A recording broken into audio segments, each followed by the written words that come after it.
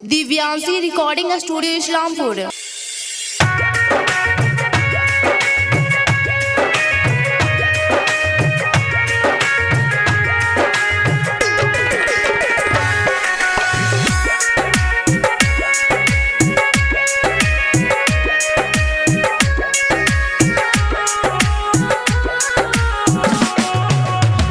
भाई रे बहिनिया एके आंगना में खेला हाली, भाई रे बहिनिया एके आंगना में खेला हाली, एके थरियावा में मिली जुली खाई।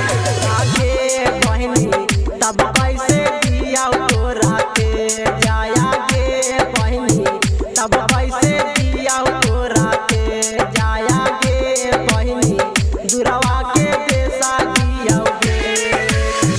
माई बाबूजी के आँखिया के तारा हानी, खिया के तारा हानी, माई बाबूजी के आँखिया के तारा हानी, तनिया सा बात लागी बहिनी तुरु सहनिया गे बहिनी, तब कैसे दिया तोरा के जाया गे बहिनी, दुरवा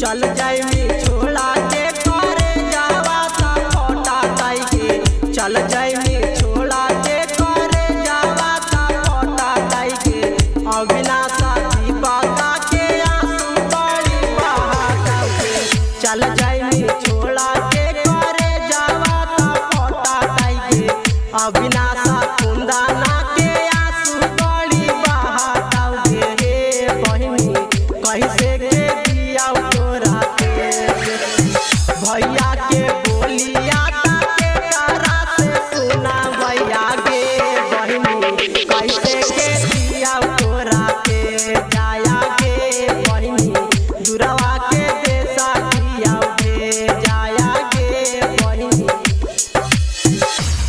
दिव्यांशी रिकॉर्डिंग स्टूडियो इस्लामपुर।